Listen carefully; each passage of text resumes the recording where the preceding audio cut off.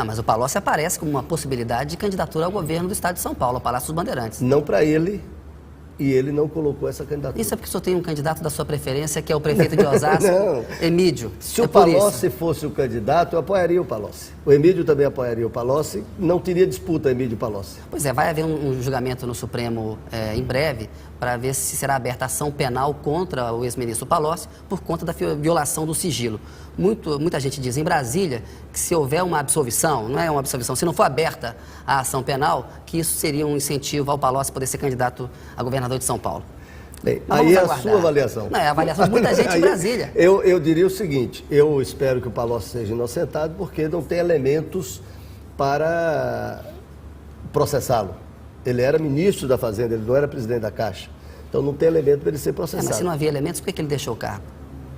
Porque tinha um processo em curso e porque o Supremo aceitou a denúncia.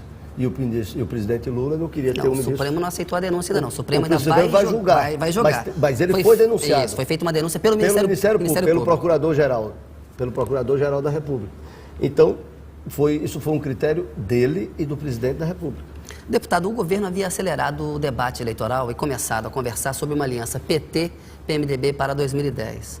Agora há uma certa incerteza, o senhor mesmo falou que a ministra Dilma terá que fazer esse tratamento de 3, 4 meses. O PSDB tenta avançar, tentando fechar alianças com o PMDB em alguns estados. Essa competição entre PT e PSDB pelo PMDB, quem vai levar melhor? Eu queria só deixar claro, Diga. Na primeira parte da sua pergunta, o governo não tem acelerado a corrida eleitoral, nem o governo tem discutido com o PMDB acordos. Quem está discutindo com o PMDB acordos é o PT, que é legítimo. O PT, como partido, está discutindo acordos eleitorais com o PMDB, o PSB e os partidos aliados. O presidente fala frequentemente que é eleger o sucessor. O presidente fala não na condição de presidente da República, ele fala como um militante do PT, e não é o governo, é o presidente. Não dá para dissociar, deputada. Não, essa dissociação... Toda vez que o presidente Lula fala, ele fala como presidente. Não, ele é presidente, claro. Mas uma coisa é o governo. O governo está administrando a crise do país. Agora, nós, petistas, que aí inclui o presidente, queremos fazer uma aliança com o PMDB em torno da candidatura da ministra Dilma. Esta aliança é para o Brasil continuar mudando para melhor. O senhor fala numa aliança PT-PMDB em 2010. Qual será a estratégia do PT para formar essa aliança? O PT vai abrir espaço para os aliados nos estados para priorizar uma aliança em torno da candidatura presidencial e reforçar as bancadas no Congresso, as bancadas na Câmara e no Senado? Nós teremos que abrir esses espaços. O Diretório Nacional já decidiu que nenhum diretório estadual, nenhum estado pode fazer o processo antecipado até uma decisão nacional. Ou seja, não pode lançar candidato a governador, a senador? O diretório não. Os indivíduos podem se lançar, mas só depois de fevereiro do ano que vem. O que é que nós queremos? Vamos discutir o Rio Grande do Sul, nós temos candidato forte, mas podemos fazer acordo. Quem seria o candidato no Rio Grande do Sul? Não, já tem um pré-candidato que é o Tasso Genro. Ministro da Justiça. Ministro da Justiça. Mas tem outros pré-candidatos, tem o Vila Verde, tem outros pré-candidatos, tem pessoas que defendem que lá nós devamos fazer uma aliança com o PMDB. Apoiar um PMDB ao governo do Estado. Então isso vai ser resolvido no Rio Grande do Sul, mas também pela direção nacional. Nós temos São Paulo, que o senador, que o Quércia, o ex-governador Quércia, já fez uma adiantou um acordo, uma aliança com o PSDB, que na minha avaliação não está resolvida. Nós ainda temos muita água para rolar debaixo da ponte. O Quércia diz que está, né? Que vai apoiar o Serra em 2010. Mas entre um dia e outro ainda tem uma noite. Imagine entre um ano e meio e a eleição.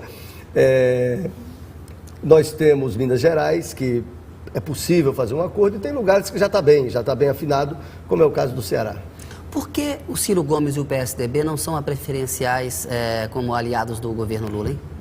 O PSDB, desde o primeiro dia do governo Lula... Perdão, PSB. Desculpa, Ciro Gomes do PSB.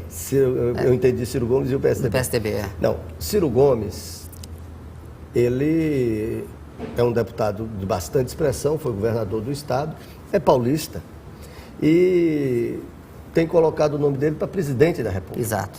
Mas, no entender do presidente Lula, a pessoa que teria mais condição de expressar esse movimento que o Brasil iniciou em 2003 e condensar essa aliança e continuar a esperança do povo brasileiro por um país grande, desenvolvido, com um lugar mais privilegiado no mundo, é a ministra Dilma.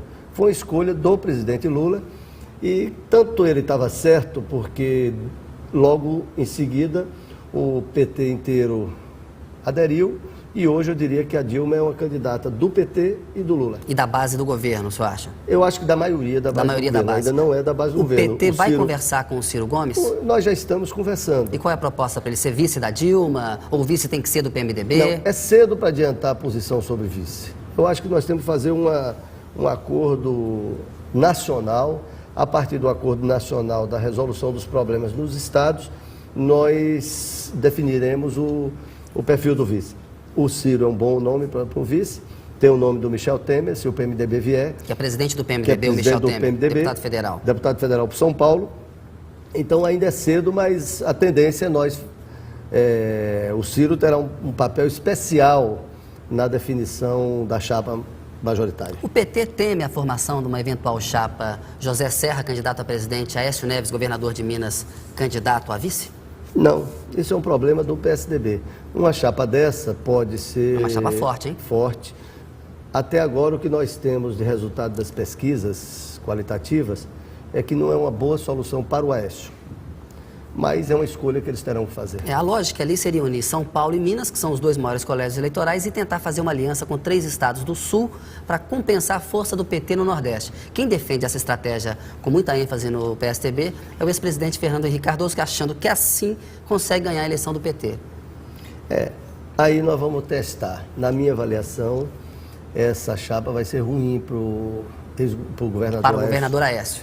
Ele pode ficar sem os 2 senadores, sem a vice-presidência da República e reduzir o espaço dele em Minas. Até hoje, a postura do governador Aécio foi muito próxima ao PT. Ele nunca fez crítica muito dura ao PT.